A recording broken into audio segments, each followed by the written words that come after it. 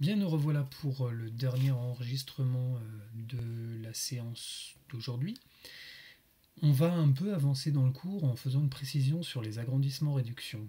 Les agrandissements-réductions d'une figure, il s'agit simplement d'une affaire de proportionnalité. On les a vus lors des homothéties, mais en fait c'est aussi ce qu'on fait, ce que vous faites depuis le début du collège quand vous parlez d'échelle de figures.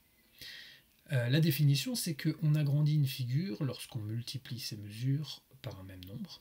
Donc je vais prendre K pour utiliser le même terme du rapport que l'homothétie. Et la réduction, c'est la même chose lorsque K est plus petit que 1. Parfois, on pourrait le définir en disant qu'on divise par K supérieur à 1, mais on ne va pas compliquer les choses. Dans les deux cas, on obtient donc une figure à l'échelle K. Ce qui m'intéressait, c'était maintenant d'étudier, de vous montrer ce qui se passe sur les figures. Et pour ça, on va faire un petit exemple avec GeoGebra. On va considérer, pour commencer, un carré de côté 2. L'unité de longueur étant le grand carreau. Si on fait un agrandissement à l'échelle 2, c'est-à-dire si on multiplie les longueurs par 2, spontanément, la plupart des gens et des élèves vont se dire l'air va être multiplié par 2. Mais on va voir que c'est faux.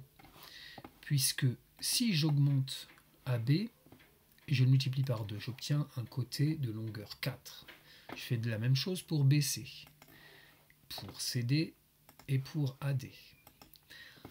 Le carré obtenu est bien à l'échelle 2, mais son aire n'est pas 2 fois plus grande, mais 4 fois plus grande, puisque vous comptez ici 4 carrés. Ici, vous en comptez 4 fois 4, c'est-à-dire 16. C'est tout à fait logique, puisque l'aire du carré se calcule en faisant côté fois côté. Et ce côté étant multiplié par 2, celui-ci aussi, on multiplie en fait l'aire par 2, mais encore une fois par 2.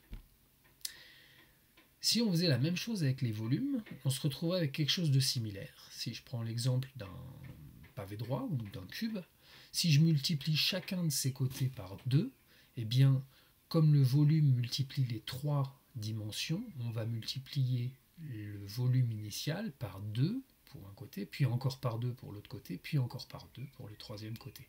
Donc au total par 2 fois 2 fois 2.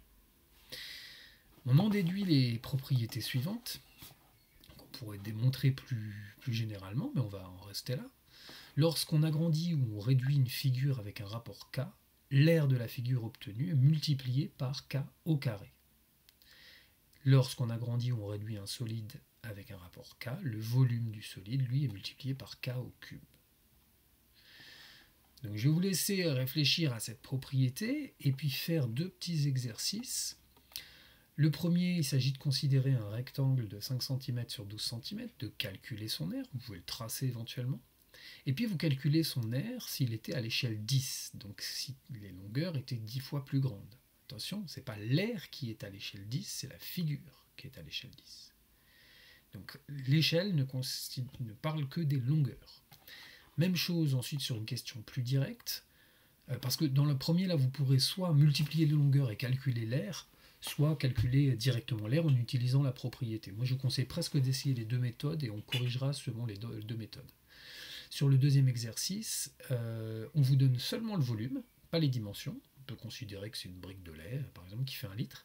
Et qu'est-ce qui se passait si elle était à l'échelle 1,5 ? Attention, encore une fois, ce sont les longueurs qui sont à l'échelle 1,5, pas le volume ou la surface.